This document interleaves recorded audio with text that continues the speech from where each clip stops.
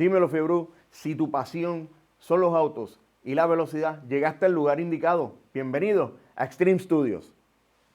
Saludos amigos fanáticos, bienvenidos a un contenido más desde Extreme Studios, pero en esta ocasión nos encontramos, ¿verdad? Mi compañero Yadiel de Sandrack Media y Mike de Extreme Studios nos encontramos aquí, ¿verdad? En Comerío. En esta ocasión se nos dio finalmente una buena conversación con mi pana Quique Bad Boy, a quien le voy a pedir que le envíe un saludo ahí a los fanáticos. Un saludo a toda la fanática del carro de Bad Boy y los que nos siguen en la página de Bad Boy y en todas las páginas de La Fiebre. Y gracias a ustedes, Stream Dive Photo, al compañero de Drive Media, por hacernos la visita. Esta es su casa, estamos aquí a la orden y que se repita. Aquí estamos para servirles lo que ustedes deseen. Quique, no es un secreto a voces que llevamos un par de años tratando de coordinar junte, ¿verdad? Agradezco la oportunidad que nos estás dando a nosotros, ¿verdad? La plataforma de lo que viene siendo el podcast desde la Valla al Estudio y que finalmente nosotros podamos hablar un poco de lo que es la historia, ¿verdad? Pero le vamos a dar un giro un poco distinto por el asunto de que ya hay, ¿verdad? Muy buenas entrevistas previas tuyas en las que tú hablas bastante. Pero hay unas cositas en las que yo me quiero, ¿verdad? Me quiero profundizar porque pues hay que darle un poquito de perspectiva al asunto. Me consta que ya nosotros sabemos que tu trayectoria comienza de manera clandestina. Tus principios básicamente son la calle, ¿verdad? Y ya tenemos mucha información sobre eso, pero hay algo que a mí me interesa saber, y es que hay un detalle bien importante. En tu familia como tal, no hay un linaje, no hay un ADN de Fiebrus. ¿Sabes? No, eres el único de tu clase, ¿verdad? Y esto crece en Puerto Rico de varias maneras y no son muchas. O tienes un familiar que te influye, que no es tu caso, o tienes un barrio en el que tú te crías, en el que tú naces y hay personas externas que no son familia inmediata, que son literalmente tu influencia. Entonces yo quiero que tú me hables a mí del barrio, yo quiero que tú me hables a mí de esas experiencias, de quiénes fueron los responsables de que hoy Quique sea Quique Bad Boy. Pues verdaderamente te voy a contar que nada de lo que has dicho se refleja en lo que es Quique Bad Boy. Nosotros crecimos en un barrio, mi papá era avicultor, mi papá era uno de los productores avícolas de Torrico. No había mecánico, no había jalatero, no había nada. Crecimos prácticamente en el campo, en la finca. En casa sí, siempre hubo jeep, porque pues, la finca donde nosotros nos criamos eran 100 y pico de cuerdas, y ya desde los 8 o 9 años en casa siempre hubo carro y siempre habían jeep. Da la fiebre esta de tú montarte y trillarte, venían los carritos esos de bolines y las cosas que te daba la adrenalina como de moverte. Pues en eso yo tengo un hermano mío mayor y pues nos pasaron las travesuras y como a 8 o 9 años pues decidimos un día robarle el Jeep al viejo. Y nos fuimos para la finca porque estamos hablando de 100 y pico de cuerdas, que eran montones de caminos. Y ahí era un ratito él, otro yo. Podías estar el día entero y no lo acarreas completa. El día entero. Y yo me atrevo a decirte que la adrenalina creció en la finca, en el Jeep, resbalando, dándole los taluces. Era un Jeep Willy que eso no se quedaba en ningún lado, hasta que papi nos cogió. En un CJ que era un Willy. Era un Willy de los atrasados. Willy, 4 cilindros, 3 palantes, de 2 palanquitas de los refuerzos. Y cada vez que tenía la oportunidad, pues le robaron el Jeep a papi y nos íbamos a correr. Mi hermano y yo nos turneábamos. ¿Y qué? Ya tienes entonces curiosidad con lo que viene siendo una velocidad hasta cierto punto controlada, porque está dentro de un terreno familiar, ¿verdad? Y limitada por el asunto de que, ¿verdad? El Willy pues tampoco es un vehículo para meter muchas millas. Cuando vas creciendo, cuál es ese contacto directo que tú puedes recordar donde hubo un antes y un después, donde tú dijiste, hermano, yo creo que de aquí para adelante lo que yo quiero hacer es carro y quiero llenar mi mente y mi cuerpo de esa adrenalina que la velocidad ofrece? Pues cuando voy creciendo, tenía un amigo mío que era de Naranjito. ¿Del barrio? No, tampoco. Tampoco, era de otro pueblo. No, la fiebre en mi barrio nada. No había nada, todo era monte y sembradío. Sí, y agricultura. Exacto, yo salí y como que quería experimentarla todo el tiempo fuera de mi barrio. Perfecto. Conozco pana mío que le gustaba la mecánica de los Mazda. Y pues, un día me invitó para la pista de Tortuguero, que se corría, era clandestino. ¿Y no tenías ningún tipo de contacto con carro. dragueo que no fuera esa experiencia esa primera experiencia con Tortuguero? Primera experiencia en Tortuguero. ¿Qué edad tenías ya? Yo tenía como algunos 12 años, 13. Jovencito.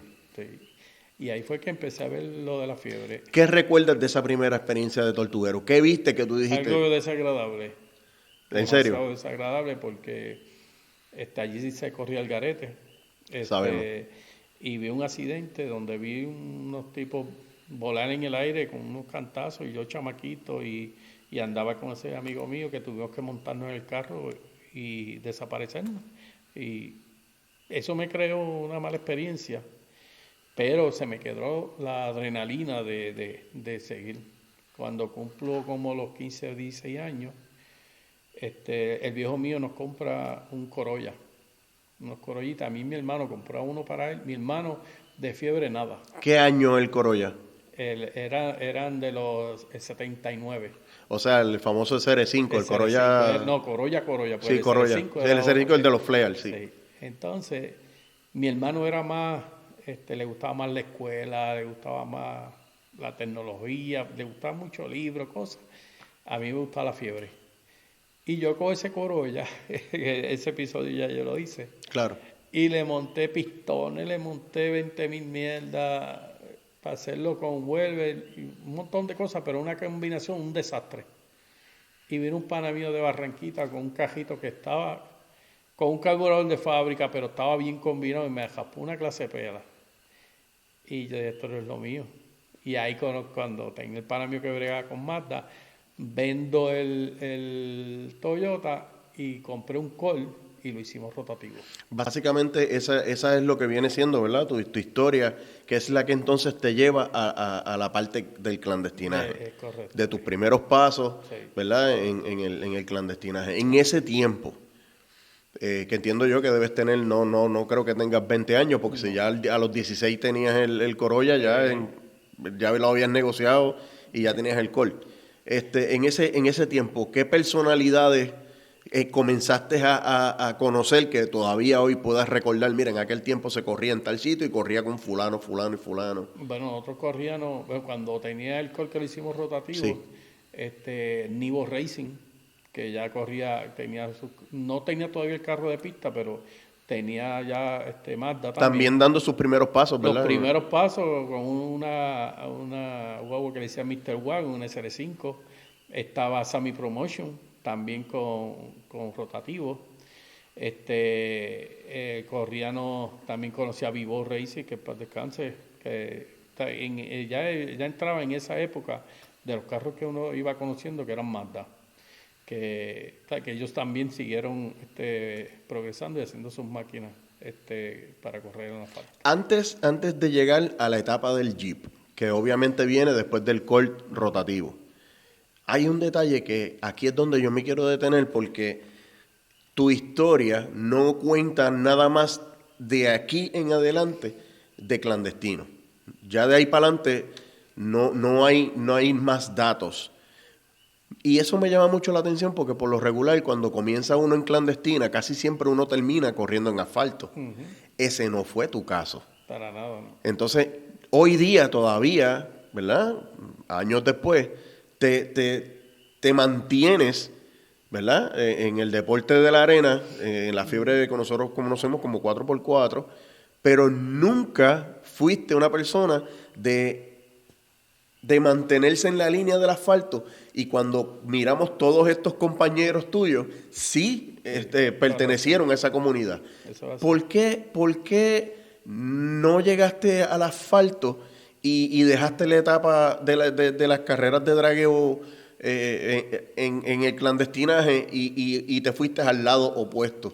Siempre, como te conté al principio, la mala experiencia que tuve de tortuguero, eso como que fue una edad tan temprana en mi vida como que me fue trabajando. Y no fue que yo lo recordaba todo el tiempo, sino que vi esas personas, para mí murieron porque fue... Y me ponía en el lugar de la persona que atropelló, ¿me entiendes?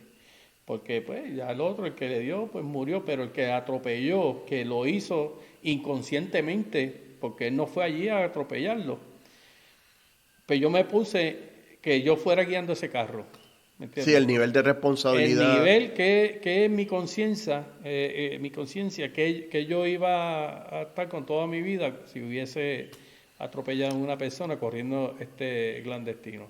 Y es de dominio público que en varias ocasiones, cuenta la historia, ¿verdad? Que en varias ocasiones te le escapaste a los guardias, hiciste mil cosas. También en ese momento Tortugueros visitaba tu mente después de una corrida de... Sí, lo llegué a visitar, pero nunca corrí. Nunca corrí en Tortugueros. No, pero te hablo del pensamiento. Claro que cuando, sí. Cuando actuamos de manera irresponsable, escapándonos de los guardias, pudiera yo provocar un accidente y oye, en ese momento tú decías, ya, che, mano, se me está yendo la mano. Eso es así, pero la adrenalina es tanta que tú a veces se te va de la mente. Se te va de la mente y tú tienes en el volante pensando que tú tienes todo el control. Y ahora mismo en esta época, que hay tanto carro en la calle, es bien peligroso, bien peligroso. Ahora mismo yo tengo un carrito, salgo por ahí y me da con cada rato, y ando con mi esposa y ella sale gritando, yo tengo que tumbar. Claro. Y no hemos pasado susto, le hago pasar susto a ella porque... Son 600 y pico caballos. Sí, ¿no? Y corre, pero se me para un carro, me acelera, la adrenalina, y yo, bueno, y le he dado, pero me controlo, o sea, sé hasta dónde puedo llegar. Claro. Pero también está en mi mente eso, un accidente que le ocasione daño a ella, a alguien, pues te trabaja en la mente. Te voy a hacer una pregunta. Cuenta la historia también, que eso también es de dominio público, ya lo has dicho antes, que hubo un momento en que los guardias te persiguieron hasta tu casa y que tu papá tomó la decisión de buscar la manera de llenar de acerrín de madera el motor, ¿verdad? De acero, era acerrín de acero. De acero, sí. Ok, peor aún. Y básicamente de esa manera te retira de lo que es la calle, porque sabemos que del cuerpo para adelante no volviste más a la calle. No volví para la calle. ¿Tú entendiste el mensaje que tu papá te quiso enviar? Sí, lo entendí perfectamente bien y no tanto eso. El viejo mío no fue como hacen otros, me agarró por el cuello, ni me dio una galleta, no me dijo nada. Él lo hizo de una manera tan especial que yo lo entendí y yo no le reclamé, ¿me entiendes? Él fue a un autoparque, a un taller de mecánica cerca por donde vivían, que era el taller Los Flacos, y ahí le pidió una bolsa de serrín, de esmeril. De esmeril. Que sabemos que eso para un rotativo es mortal. La muerte. Abrió el bonete, se lo echó ahí y lo llenó. Y yo vengo por la tarde, que yo andaba en un Samurai, y le pregunto, yo no toco ese carro. Y cuando yo abro el bonete, estaba ahí la vieja... ¿Sabes? Que el mensaje indirecto fue más que suficiente para tú decir, tengo que parar. Claro que sí. Yo ese carro no lo voy a prender nunca más. Ese carro de ahí se le quitó el motor y el Samurai que yo tenía, que era de trabajar, pues se fue para el fango. Ok, ya entramos en el Samurai. Cuenta la historia y es de dominio público, que eso fue un vehículo que compraste en el 85-86, nuevo de paquete. Nuevo de paquete. ¿Era capota dura o capota blandita? Capota blandita, sí. Capota blandita, muy bien. Y entonces determinas hacerlo rotativo. Es correcto. Me llama la atención, y hay un detalle que no se abundó mucho en esa conversación. cuando lo haces rotativo, ¿ya tenías en mente participar de los eventos de off-road porque ya existían y ya habías Correcto. ido a mirar sí o no? Sí, no, ya cuando yo hago el carro rotativo, yo antes de hacerlo rotativo, ya yo había corrido un par de eventos con motor de fábrica del carro. Con ese mismo Suzuki. Con ese mismo Suzuki. Sí. Ok, Había una categoría que era stop. Exacto. Y corríamos en stop. Sabemos que el centro de la isla, desde Sí. los 80, Era- el era- fango sí. y el off-road ha dominado de toda la vida. Era off-road, no existía ni la doble furnia, no existía arena, lo que se corría era enduro, que se corría un montón, y los circuitos en el fango. Esa etapa de off-road fue una recreación de aquellas aventuras con tu hermano en la finca. Eso es así. Eso ¿Te es así. sentías exactamente Me igual? sentía igualito. Sí, yo sentía que estaba corriendo con mi hermano en la finca, que era una vivencia. El off-road, y te digo la verdad, el off-road ahora mismo, si cualquiera se dedica en hacer una pista de off-road, hay muchos corredores de off-road que están locos para estar corriendo off-road. Porque el circuito, tú te lo vives, haciendo el drift en la tierra, corriendo, pasando la furnia. Y verdaderamente ahora mismo no la hay. Cualquiera que se invente una pista de off-road, sé que va a tener éxito. Comienzas a tener éxito, te gusta el asunto del off-road. ¿Cuál fue el approach de parte de tu papá de saber que ya pasas de ese clandestinaje, ¿verdad? Que literalmente redundó en que la policía literalmente te persiguiera, a un ambiente controlado y parcialmente seguro, ¿sabes? Él se sintió que, ok, por lo menos yo sé que ahora si se da un golpe él y no se lleva a nadie enredado. ¿Tú entiendes que tu papá lo vio de esa manera? Pero en parte, pero la que entonces después pegó a sufrir fue mi madre. Muy bien. Porque pues hicimos el carro para dragueo y comenzaron los accidentes. Y a mi madre no le gustaba casi nunca. Mi padre iba porque le gustaba y siempre me acompañaban. Pero cuando yo iba a correr, nunca mi madre me veía. No, ella se iba para allá hasta que yo corría. Me estás hablando ya del asunto de doble furnia. De ya. las doble furnia, porque tuve un montón de accidentes. El carro se salía de la pista, uno está con esa adrenalina. Ahora, ¿sabes? Antes era que tú volabas por el chichón y seguía y te llevaba lo que hubiera por el frente. Esa experiencia del off-road, ¿en qué momento en tu vida o cuál fue la modalidad, dónde comenzó que tú puedas recordar, que tú digas, Michael, mira, yo la doble furnia la recuerdo de esta manera, en tal lugar, en un momento así? Pues cuando yo corrí rotativo, el Jet era rotativo, cogió off-road con motor rotativo. Sí. Y fue en Calley, en la pista La Vega, que tenía unos muchachos de Calley. Ahí corrí un evento de off-road, pero el carro era periférico, tenía mucha fuerza y cuando en las curvas se me salía. Y solamente corrimos un evento. Después que salimos de ese evento, el mecánico que me ayudaba tenía un amigo que estaba montando un 8 cilindros y para esa época en Palos Blancos hicieron un evento de una doble cuesta con gomas de paleta y ese señor me prestó la goma.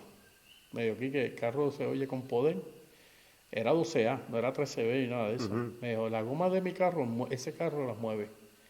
Y me acuerdo que estaba Abraham Nieves con rotativo, Abraham Nieves corría rotativo, Orlando Video. Era un evento de todos esos carros de gomas de paleta que eran motores poderosos. Y yo monté esas gomas que eran de 8 cilindros.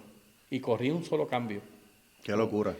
Un 12A periférico, pero estaba hecho completo con transmisión de RX4. Y nosotros ganamos el evento. O sea, que tú me estás diciendo que en esa primera vez te coronas campeón de la categoría, entonces. Entonces, nosotros corríamos, para esa época, todos los 4 cilindros de gasolina nitroso, no eran nitroso ni turbo ni nada. Sí, all corrían motor, all motor. corrían con los rotativos al motor, ¿sabes? Eran rotores, pero no con los nitrosos y todo eso eran aparte. Los Sí. turbos no existían, todavía no habían turbos corriendo en fango ni nada de eso. Cuando hacen ese evento, sacan los Mazda y los ponen con los rotativos y nitrosos.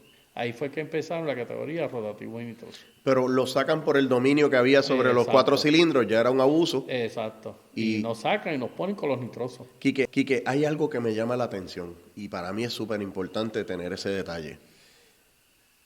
Siempre que hablas de los Mazdas estableces el detalle de que corriste peripheral. Periférico. Ese concepto de peripheral, ¿de dónde sale en el caso tuyo? En mi caso salió con el psiquiatra, Con Egui con Palacio. Egui Palacio.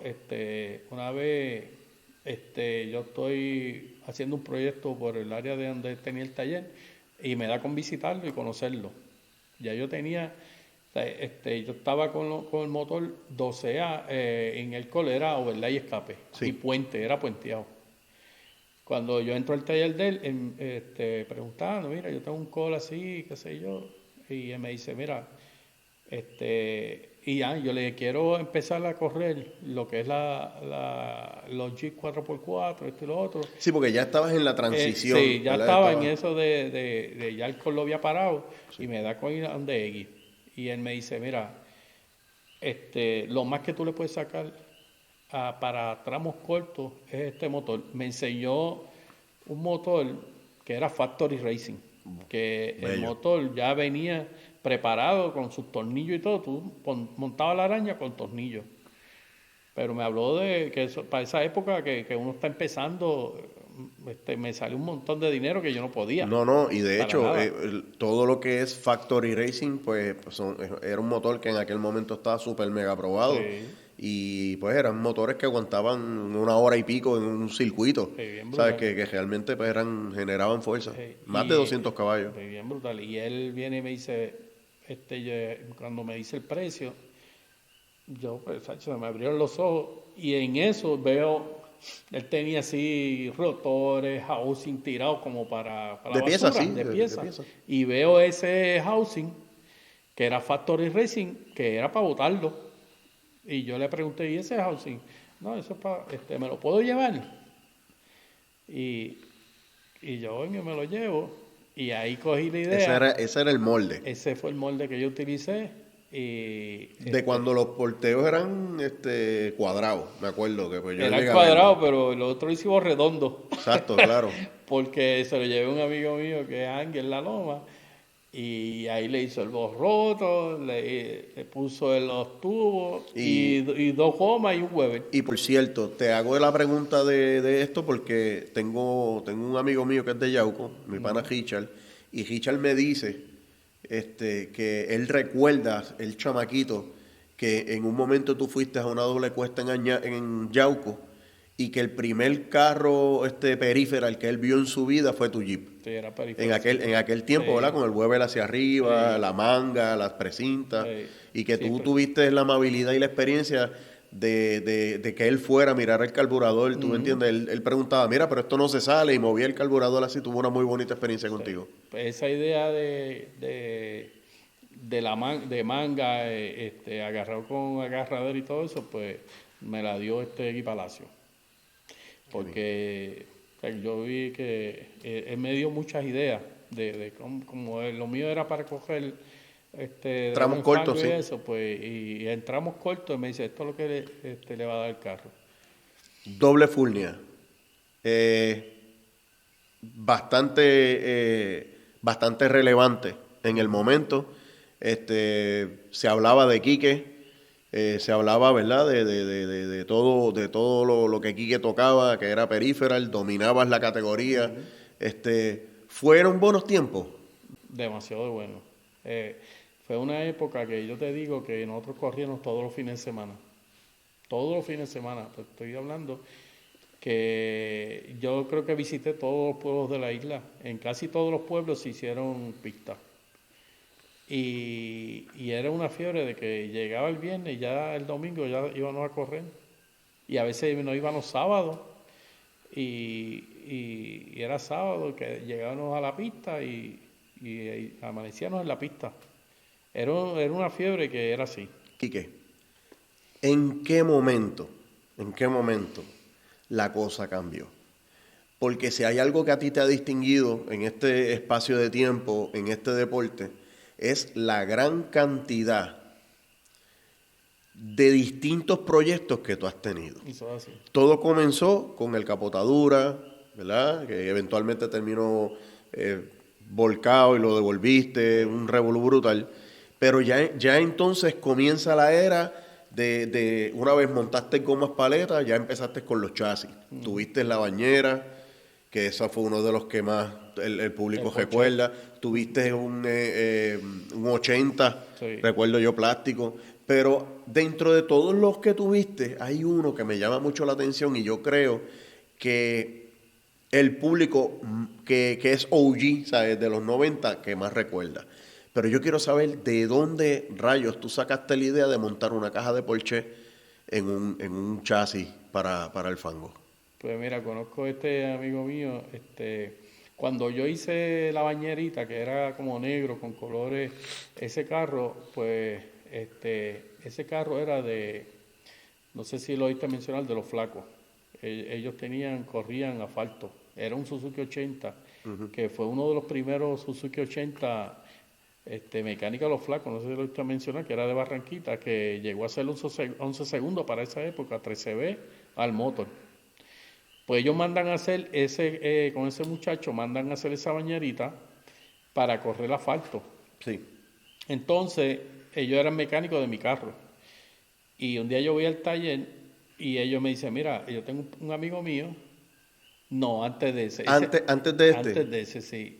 Es antes Ok. de ese. Ese carro era el Caballo Loco. Ah, ok. Sí. Ahora te entendí. Ese carro yo solo compré el Caballo Loco. Y Ok. lo modifiqué el frente y esas cosas. Pero entonces quiere decir que ese del flaco que tú me estás hablando viene siendo tu primer proyecto. No. No, No. ya ese carro era como el cuarto o el quinto. Es negro con el asiento en el medio, Ok, que se corría con un solo cambio antes. Tú no tirabas cambio. te entiendo. Era como los 8 cilindros, cambio en el medio. Ok.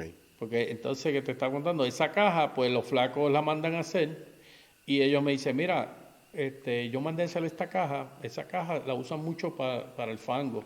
La tiene este chamaco él vivía en Barceloneta, Albert Fiberglass.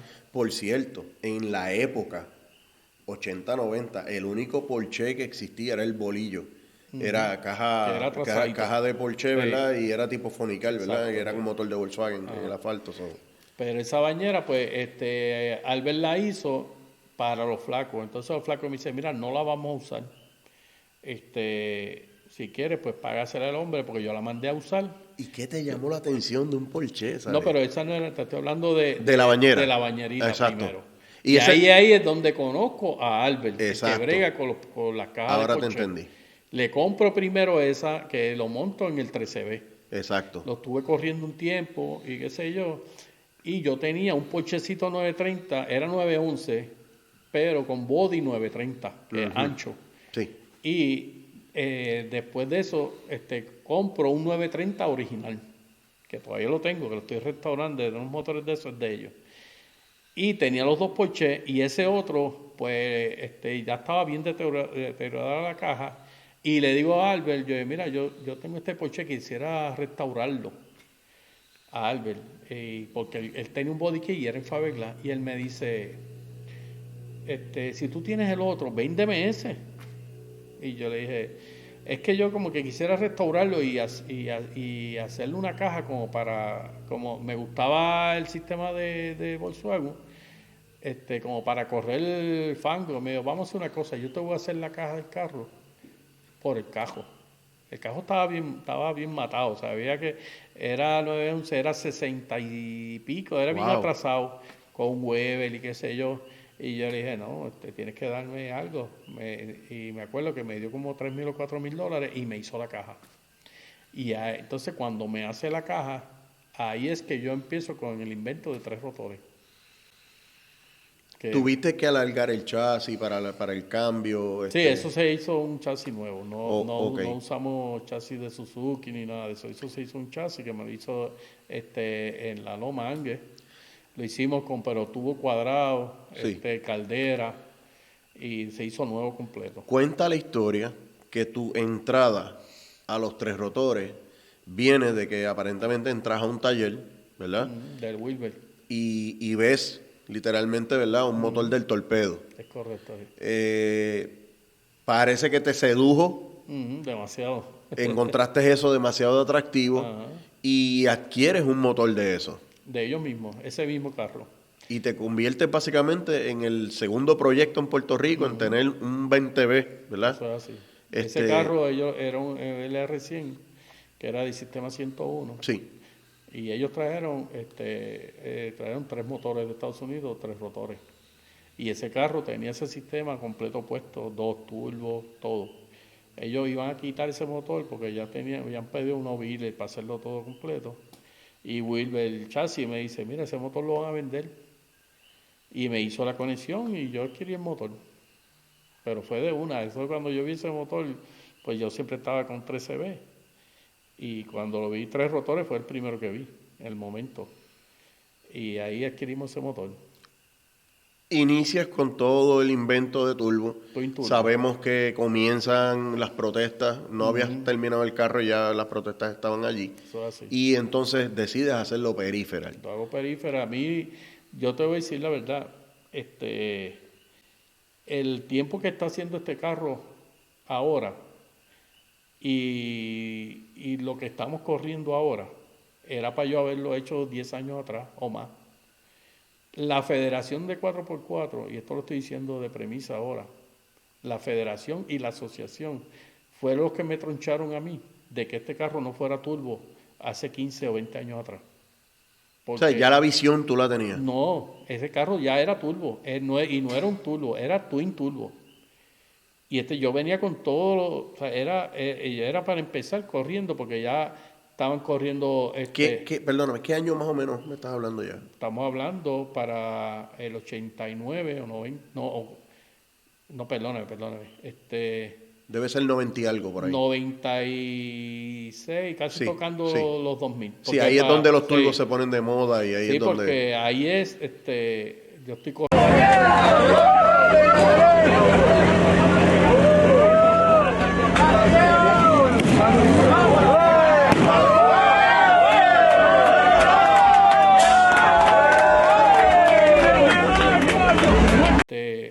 Se corría turbo nitroso. Pero cuando yo estoy sacando mi carro, llamo al mismo presidente de la federación y le pregunto, yo estoy haciendo este carro 3 rotores turbo, ¿en qué categoría yo corro? Él me dijo, pues te llamo después. Yo hice una llamada, al otro día me llama y me dice, tú sigues rotativo, tú sigues corriendo en la categoría de rotativo. Pues yo sigo, termino mi carro, pero cuando prendo el carro, que ahí pega los comentarios, me siguen llamando, no, mira que hicieron una reunión sin sacar el carro y correrlo. Yo no había corrido el carro, nada. Y si tú sacas el carro, no puedes correr en ninguna categoría. Tú te quedas en AA. Y yo, pero entonces, yo quiero correr con todo el mundo. Yo estoy haciendo el carro para correr. No puede ser turbo. Y ahí desmonté. Te estoy hablando 20 años atrás, no es ahora. La federación y la asociación me troncharon de que este carro, 3 rotores, tuvieran los tiempos corriendo, no ahora, 20 años atrás ya yo estuviera corriendo los tiempos rápidos. Pero tú estabas consciente que estabas adelantado el tiempo, claro, ¿verdad? Que sí. No estaba tan consciente, ¿sabes por qué? Porque los 3 rotores no están dando lo que están dando ahora, ni los Mazda tampoco. Porque si vamos a ver, cuando Rafaelito hizo un 7 segundos, 7.1, eso se quería caer en la tierra. Cuando hizo un 6.9, ¿sabes? Que más o menos en esa época, cuando estos carros están empezando a hacer tiempos ligeros. El mismo Sigel, que fue el primer 20B en los 6 segundos. Esto es lo que te quiero decir. En esas categorías que empiezan a hacer esos tiempos rápidos, son casi 20 años atrás.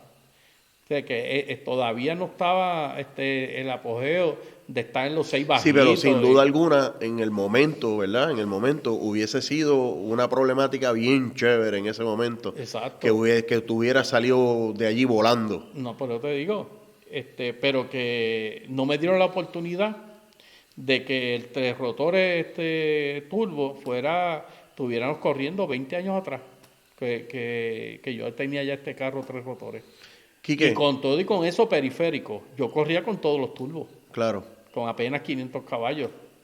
¿En qué momento todo este asunto de la federación y todo este asunto de las distintas categorías, que eran bastantes, en qué momento entonces comienzas a meterte en la AA? ¿Cómo sucedió eso? ¿En qué momento sucedió eso? Bueno, automáticamente que nosotros corremos, empezamos a correr la categoría rotativo nitroso y turbo, eso se convierte como si fuera una AA. Sí. Porque en el fango era rotativos y turbos, corrían en esa categoría. Los 8 cilindros eran aparte. Y por eso, ya en ese tiempo estaba Pito Zumbador con el del, Sí. ¿verdad? Así que ya habían varios rotativos allí humeando. Habían 2 o 3 rotativos turbos, peso hueso, peso chesina, todos esos eran turbos. Entonces no corrían. Y yo estaba periférico. Todavía yo no había hecho mi carro turbo. Ahí es donde yo conozco a Cape Performance, que es mi amigo, y me dice, mira aquí que quita el 3 rotores, porque estos carros están 800 y pico de caballos, y tú con el 3 rotores estás en 500. Más nunca le vas a ganar un carro de eso, y yo le daba batalla que le ganaba. Cape para los tiempos cuando él bregaba el Sonic. Es correcto. ¿Sabes? Tenemos que hacer el link porque Cape, ¿sabes? Cape fue bien relevante en los 2000 Y te voy a con decir- ese Datsun, ¿me entiendes? Y ya cuando se corría 7.3, Cape ya estaba guayando con todo el corillo de los 7.3 también. Y tengo que reconocer, él no es mecánico de ninguno de mis carros, pero el primer motor que tuvo ese carro turbo me lo hizo Cape. Y nunca, ese carro tuvo más de 1 año y pico sin romper. Ese carro se rompió porque el solenoide, cuando era 13B, que corría en la arena, el solenoide de los pitirres se rompe, se daña y el carro se secó. Pero tuvimos 1 año sin tocar ese motor y la mecánica la hizo Cape. Definitivamente. Entonces, y fue el que me indujo a que el carro hicieran un motor 2 rotores turbo y dio 1150 caballos. Antes de seguir allí, hay una etapa que va bien cercano a lo que estamos hablando, y es que te conviertes en dueño de pista. Es correcto. ¿De dónde sale la intención de básicamente decir, o la necesidad de decir, pues, hermano, vamos a abrir una pista? Lo mismo que está pasando ahora. Lo mismo que está pasando ahora con las pistas que hacen que tú vas a un evento y ves una monotonía y ves algo que no le ofrecen nada al público. Nosotros íbamos a una pista y habían 18 categorías cuando era de fango. Y empezaban con la primera categoría, que era stock, super stock.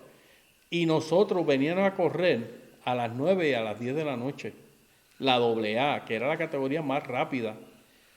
Con todos los carros más rápidos, y cuando tú mirabas para el público no había nadie. Porque se cansaban de esperar a la gente que ver carreras buenas. Y tú esperando un día completo, 8, 9 de la noche, nosotros corriendo. Y eso me siguió calando, y yo, esto no puede pasar. La salida era una bombilla ellos consiguieron un semáforo y te prendían las luces hasta la verde. La llegada eran 2 tipos con una bandera. Y yo, qué ridículo es esta, con carros cogiendo ligero, y yo, esto no va a parar. Esto hay que pararlo. Y ahí yo decidí hacer una pista. Y yo cambié totalmente el modo de cómo se corría, porque las pistas empezaban a correr por las categorías más bajitas, y cuando el público quería... De hecho, las iban hasta que las eliminaban. La eliminaba y nosotros éramos los últimos. Exacto. A las 10, 9 de la noche. Después se cogía el overall. Sí, O sea, era aquellos una disparates, ridiculez. unos disparates. Cuando yo empecé la pista, esto se va a cambiar. Yo a veces a las 2 de la tarde yo llamaba, yo veía que estaba aquel público fojado de gente, Gaviota era el locutor, yo le decía, mándame la rotativo y sorteaban las categorías. Y no me importa si la categoría hubiese quedado 10, yo la tiraba cuarta. Yo venía y le decía a Gaviota, envíame la categoría rotativo y nitroso ahora. No, que la tengo 10, no me importa. Tú llama a los que van ahora. Y el público por lo menos veía carreras de carros veía rápidos. Acción. El público tú le dabas acción, cuando la gente iba saliendo de la pista, lo que te preguntaban era cuándo era el otro evento. Porque yo le daba un show a la gente que las ganas de volver. Tú veías la pista mía que sábado ya estaban aquellos forjados de carpa. Y te digo, yo hice unos eventos, viejo, que yo metía 7 y 10 mil personas en un sitio que hay historia y uno tiene los videos y te puede decir. Nosotros corríamos off-road de Jeep, off-road de Ford Track, doble furnia de Jeep y doble furnia de Ford Track. 4 eventos en un solo día. Y a las 8 de la noche ya yo había terminado el evento. Ahora te hago una pregunta. Perdóname, y estoy hablando que Gaviota te puede contar y los que están, nosotros tenemos el récord de 115 G en la doble furnia, porque Aguadulce te mete 100 y pico G, pero son repetidos los mismos G, porque coge un G y a veces coge 4 veces. Sí. En la doble furnia tú no los puedes repetir. Sí. Y te voy a hacer una pregunta. Básicamente cuando analizamos el deporte, yo creo que hasta cierto punto, ¿verdad? Las comparaciones son inevitables, pero también tenemos que entender la logística de la mecánica que se está corriendo hoy día. Es correcto. Bien complicado hoy día para ti mismo dar 2 rondas corridas. ¿Sabes? No, claro Tienes que esperar ¿verdad? Sí. Y entonces, pues, el público, aunque resiente eso, es el pago de la evolución de todo.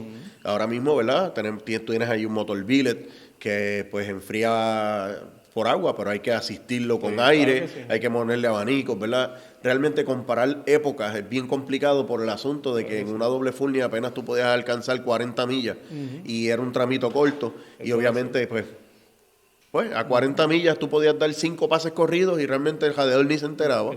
Pero ya ahora las turbinas, tú triplicas el calor de escape, eso hace que el motor se caliente 3 veces más. Claro. O sea, hay muchas logísticas, ¿verdad? Que no podemos comparar eras, ¿verdad? Y la logística hoy día, aunque son menos carros, el tiempo entre categoría y categoría definitivamente es algo totalmente inevitable. Lo que te traigo a colación es que los dueños de pista tienen que inventarse otra cosa. ¿Me entiendes? Tú le tiraste una categoría fuerte, pues qué sé yo, mira, ponte que sea que sea entretenido, claro, que haya algo más para el público. Pero a veces tú estás en las pistas y hay 1 hora o 2 horas. Sí, y de hecho ya se está... Y nadie está corriendo se está adoptando también que entre ronda y ronda, mientras está todo el mundo enfriando, pues también los que se eliminaron se les da pase de prueba, o sea, que también están aceptando. Hacer algo que el público se vaya con los deseos de volver, porque todo esto, nosotros, ¿sabes? También, ¿sabes? Somos los que hacemos el show, pero el público es la que te da las ganancias de entrada y tú tienes que pensar en ambas partes. Te hago una pregunta, Quique, ¿cómo se manejaban las protestas en ese momento? Bueno, había un reglamento. Sí. Nosotros teníamos 14 categorías, pero cada categoría pues era con un reglamento que se llevaba en los CC de los motores, los 1008 con los 1008, si tú tenías un motor más grande, por eso es que había tanta categoría. Sí. Ahora pues te hacen 3 o 4 categorías, claro, pero creo que también eso se puede regular con un par de categoritas más y los demás pues mira, corran bracket.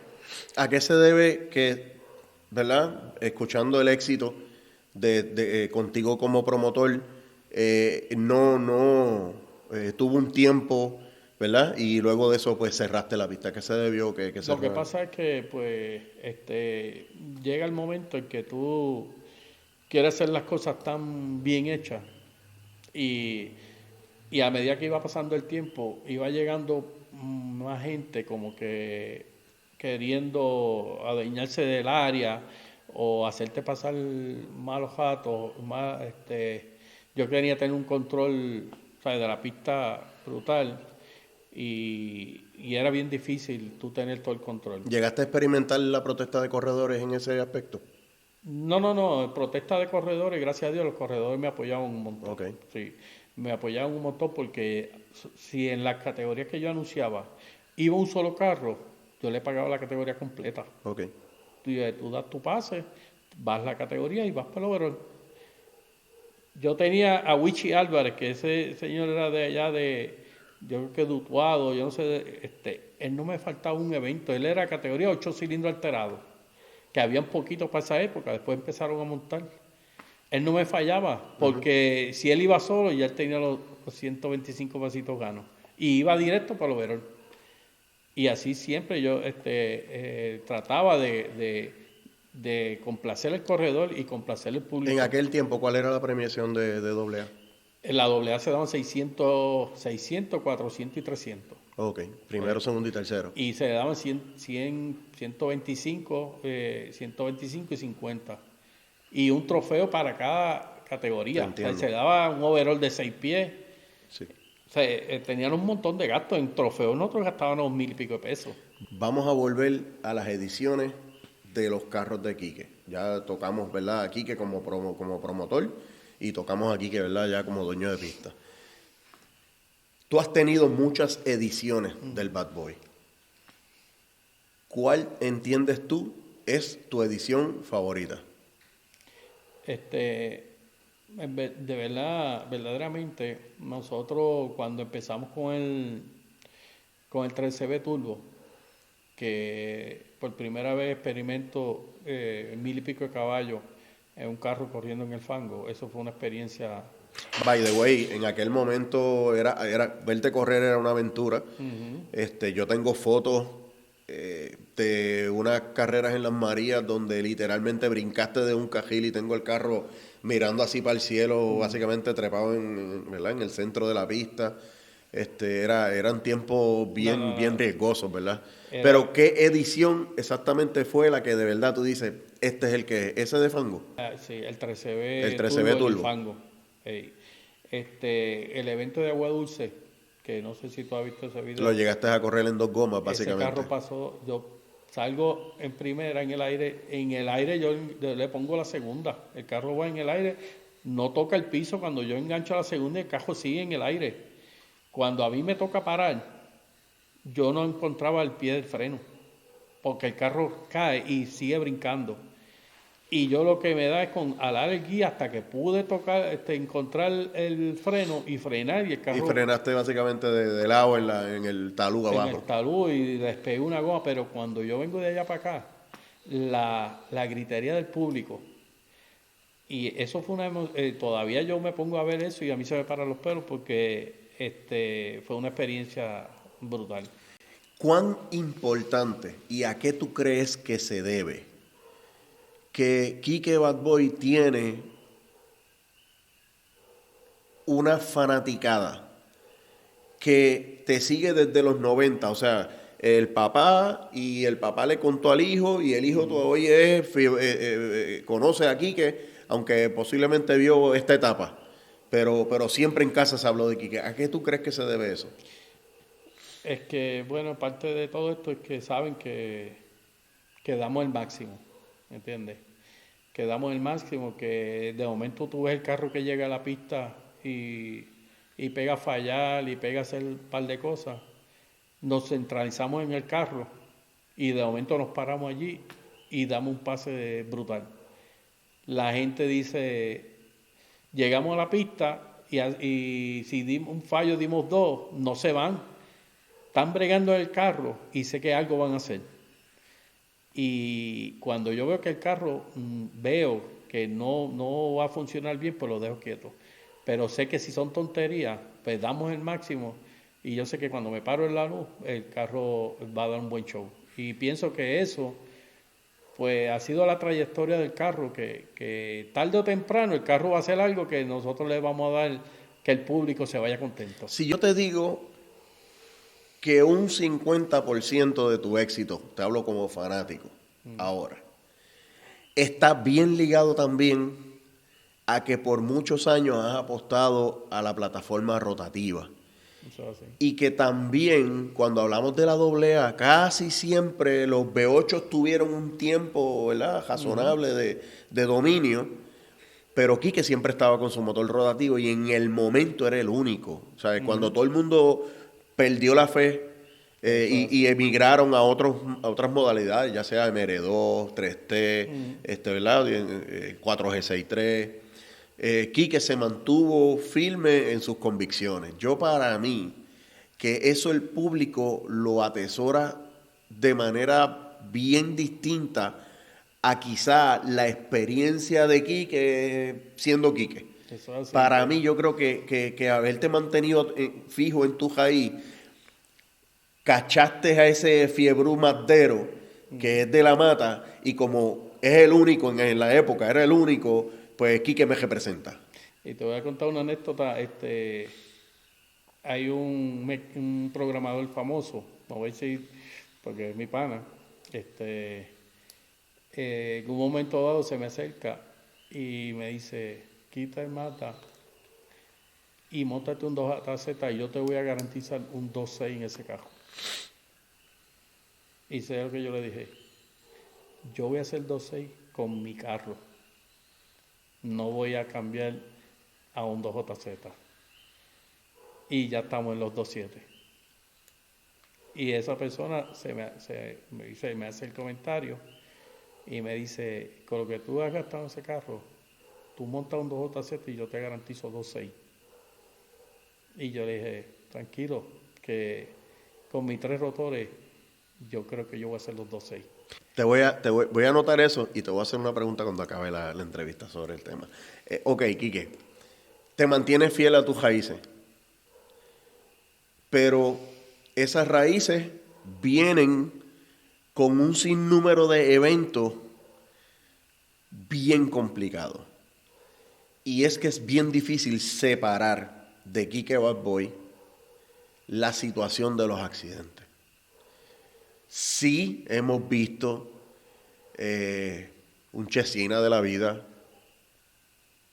tuvo más accidentes que tú, Sí. pero no de la calidad de los accidentes que tú has tenido, ¿verdad?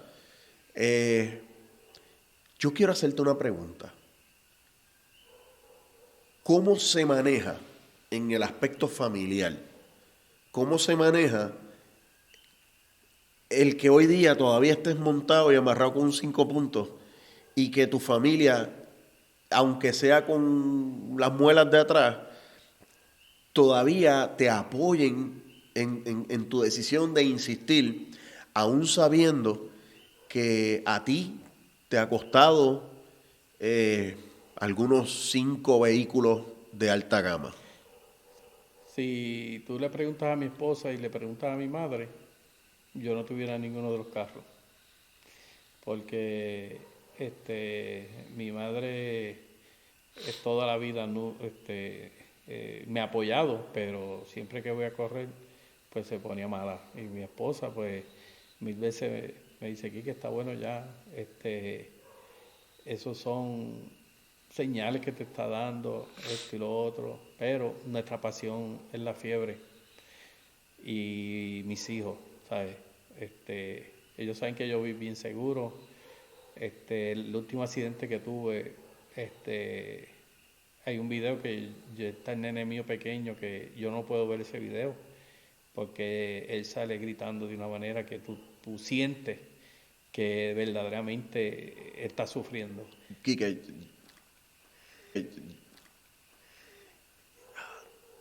te voy a ser bien sincero. Como fanático yo pensaba, yo no estaba presente, pero me describieron. O sea, tenía un amigo allí en la pista y me describieron lo que pasó porque eso sucedió, si mal no recuerdo, un viernes de testing. Correcto. Entonces, cuando literalmente a mí me dicen, se salió de la pista, yo no entendía. Dije, pero es que hay valla. No, es que brincó la valla y se fue fuera de la pista. Pero ¿cómo que brincó la valla? Me perdí. ¿Llegaste a pensar, mano, un carro nuevo, el carro que yo entendía bajo mi criterio, era el de correr 2.9? Si tú me preguntas a mí de por default los tenía que hacer. Carro superior en todo el sentido. Pero para mí, 13 turbo, ese era el carro. Y como te contaba, ese día nosotros hicimos 114 millas y no dieron tiempo. Yo creo que ese era el evento de nosotros hacer 2 segundos. El carro pasa la meta y el carro se eleva en el carril sin tocar nada. O sea, el carro yo no choco con nada. Tú no ves que rompe nada. El carro se eleva un poco, levanta una goma de atrás. Cuando vuelve a caer de atrás, entonces él se eleva con la tubería. Yo toco la valla de cemento. Yo no le doy a la valla de cemento ni nada. O sea que en la primera vuelta que él da, literalmente fue suficiente para brincar la valla. Él vuela por encima de la valla de capota. O sea, él toca la tubería, toca el cemento. Y vámonos. Y ahí cae así de punta. Y vámonos para el monte. Y dio 6 vueltas, pero de punta, así, de frente. O sea, pum, y volvemos Sí, otra vez de frente y volvemos de 6 frente. veces. Y ahí pérdida total. A 114 millas. ¿Cuál fue la motivación después de una situación como esa para tú decir, volvemos? Ese pase. El millaje que dio el carro y que en en el carro anterior, todo lo mismo, que fue que yo chocó con Nuno, nosotros corrimos un match con un pito zumbador. Sí. Cuando yo salgo, el carro sale, que yo le llevo a pito zumbador más de 3 o 4 carros, el carro botó la manga del bus, que lo único que hizo fue eso, botó la manga del bus. Con la velocidad yo le gano. Yo le gano a Pito Zumbador con la velocidad. Pasé la meta y gano esa carrera. Nos vamos O sea, Quique, es que el carro te envió demasiado de muchos mensajes. ¿Sabes? Sí. El carro te envió demasiado muchos mensajes y tú decías, yo no volver sería sentirme incompleto, ¿sabes? Como sí. que a dónde yo pude haber llegado, no lo voy a saber nunca si me quito. Eso fue básicamente lo que pasó. Eso es así y quería el motivo de... Vi los carros que vinieron de Estados Unidos y los estudié tanto. Y yo dije, mira, los motores Viles de Volky es parecido a un motor Mazda. Sí. Es parecido a un motor Mazda. Aquí cogieron 2.6. Y cogieron 2.6. ¿Por qué un rotativo no lo puede hacer? ¿Entiendes? Y yo no me voy a quitar. Porque es prácticamente, tú ves un motor de Volky, son pistones, pero mayormente es el mismo tamaño, corren así con o sea, las revoluciones de casi un Mazda. Y eso fue lo que me hizo de no quitarme. Quería escribir una historia donde se plasmara en la plataforma que a mí me gusta correr, que son los Mazda, unos tiempos récord. ¿Por qué tomas la decisión sabia, entiendo yo, que una vez comienzas a hacer este double frame, no insistes en irte 13, más dices, ok, vámonos con el 20, ok, porque X o Y, ¿qué te llevó entonces a tomar? Porque ya tú tenías una mecánica que estaba aprobada, 114 millas, eso está aprobado allí. Sí. Vas a correr, si no es 3.0, 2.9. ¿Por qué el 20? Lo que pasa es que este carro yo lo venía haciendo hacía un par de años. Entonces, siempre me había quedado la espinita del 3 rotores.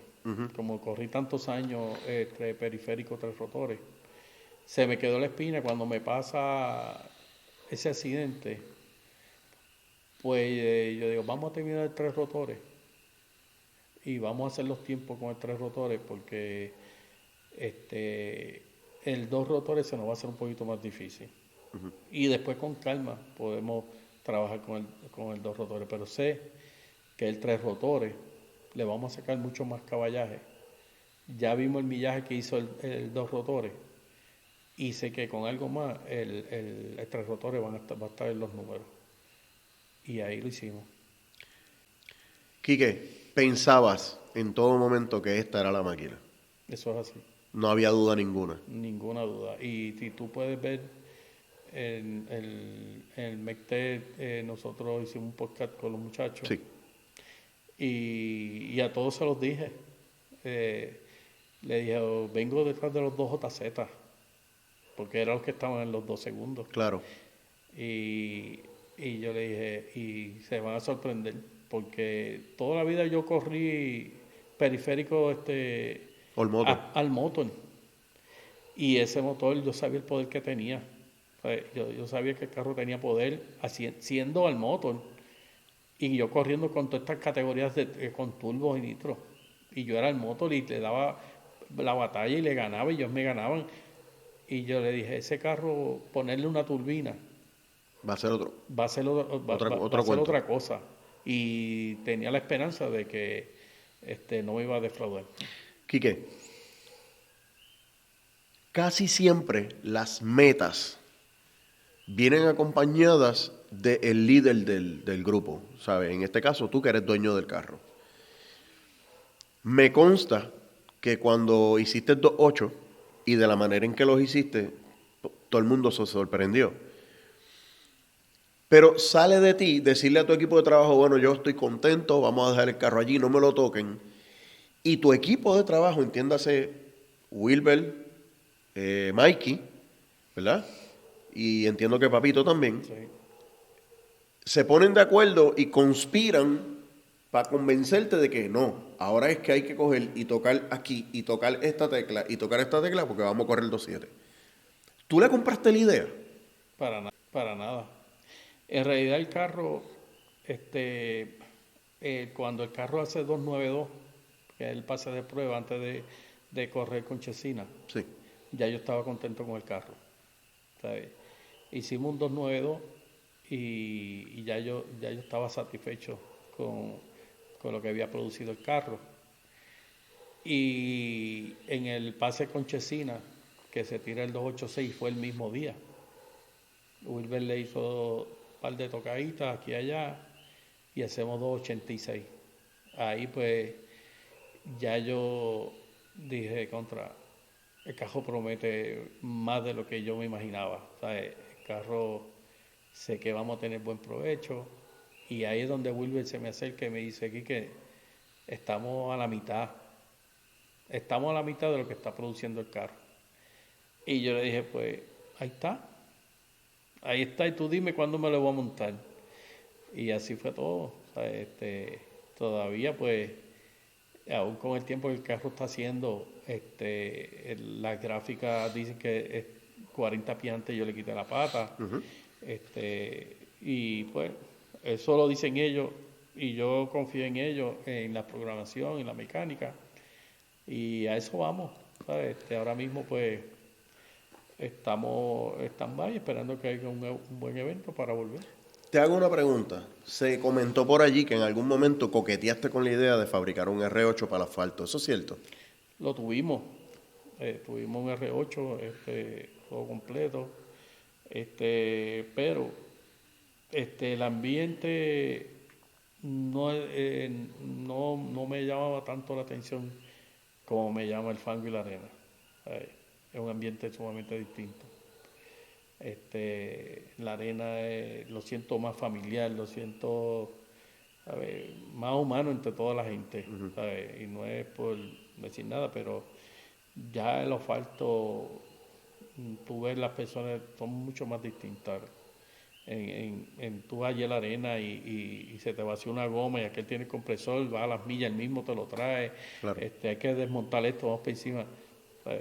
Nos hemos criado en ese ambiente de humildad entre todos los corredores que nos ayudamos unos a nosotros, aunque después en la meta estemos corriendo y tumbándonos las cabezas, pero terminamos y nos abrazamos y celebramos todo el mundo. Y eso es lo bueno de la arena. La humildad que vemos en todos los corredores. No es un secreto a voces que tus hijos, ¿verdad? Tus 7 hijos, te acompañan a la pista, están allí contigo, te han visto triunfar y te han visto tropezar. Uh-huh. Hay madera suficiente allí para que Quique nos regale a nosotros los fanáticos una segunda generación que pueda darle continuidad a lo que viene siendo el Team Bad Boy. Sí, eso es así. Sí, ellos también tienen idea de montar su carro y de seguir el legado de lo que es el vapor. Perfecto. Quiero cerrar ya la entrevista con esta situación que la quiero consultar contigo.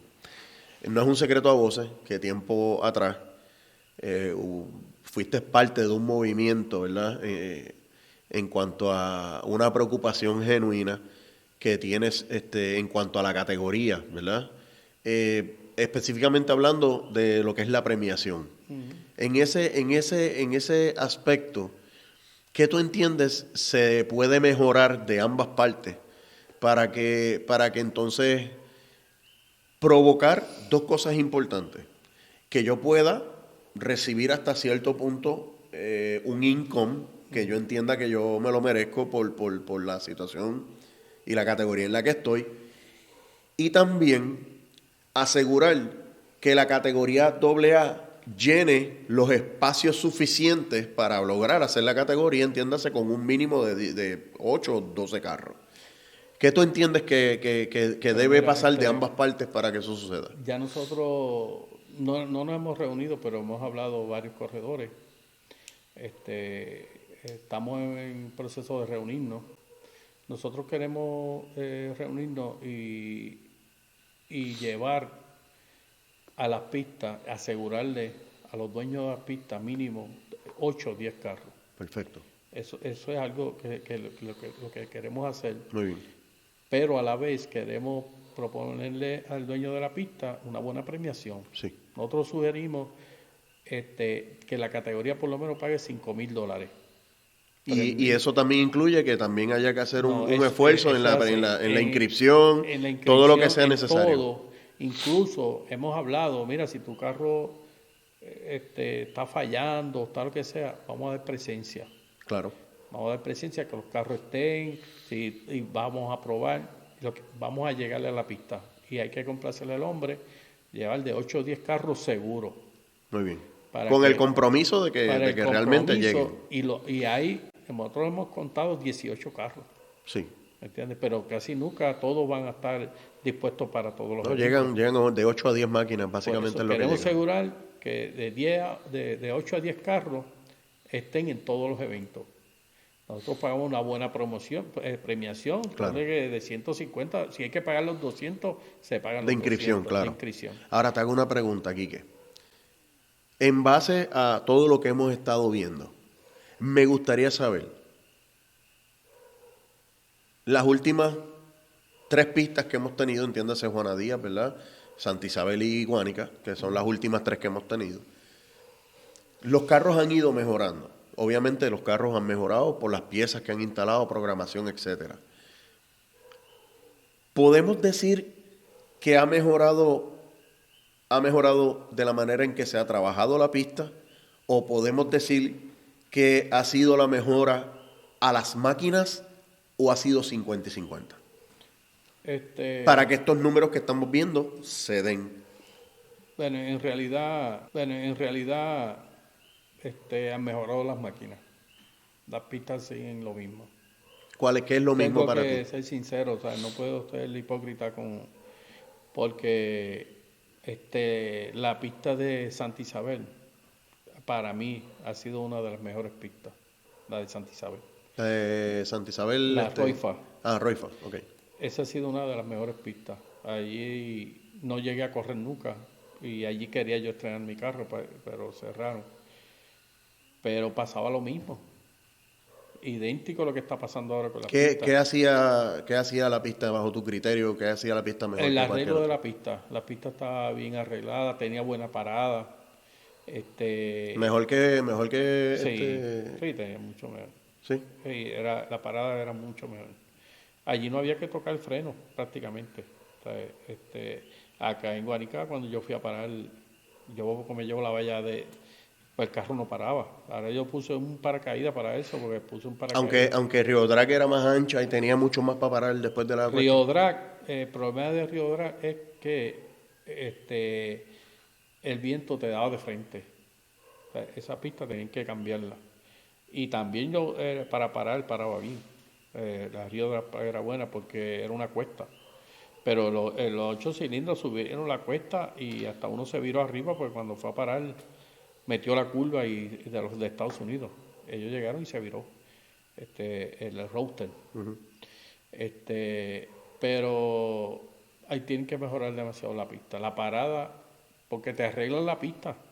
Pero lo mismo que tú haces en la pista, hay que hacerlo en la parada. Pues ya cuando tú estás metiendo 110, 115 millas, pasas la meta y te encuentras un pedregal, un reguero de hoyo. ¿Sabes? Yo pienso que la pista se debe preparar tanto como en la corrida de la pista como en la llegada, que es lo más peligroso. Una parada completa, que tú toques el freno, el carro pare bien. Todos esos pases que yo he dado, estoy llegando a la meta y ya yo estoy pensando cómo el carro va a parar. En este caso que estás pensando en el carro, ¿cuál es el potencial? Si Wilber te dice estamos a mitad, ¿cuál es el potencial y cuál es el número que a lo mejor ya ustedes han hablado sea el correcto por una máquina como la tuya? No hemos hablado de números. En realidad, llegamos a la pista y lo que el carro está haciendo, pues nosotros estamos demasiado contentos con el carro. O sea, yo nunca le dije a Wilber, quiero hacer 2.7 y tienes que hacer 2.7, o quiero hacer 2.8. ¿Hay la capacidad de un 2.6, 2.5? Pues según ellos sí, el carro tiene todavía la capacidad para hacerlo, pero estoy conforme con el carro. O sea, si no los hace, estoy demasiado contento con el carro. Bueno, vamos al máximo, ¿sabes? Vamos a seguir buscándole. El carro tiene potencial para hacer cosas, pero lo mismo puede que vaya para atrás. Muy bien. ¿Sabes? Podemos llegar un día a la pista y pegamos que ser 3-0 y no hacemos el tiempo. Pero hasta donde hemos llegado ahora, estoy sumamente contento con el carro y agradecido con Mikey, con Wilber, Iván Chasis. Ese ha estado ahí desde el primer día. Iván Chasis, desde que él empezó a hacer el carro, me dijo, Quique, tú vas para los 2 segundos bajitos.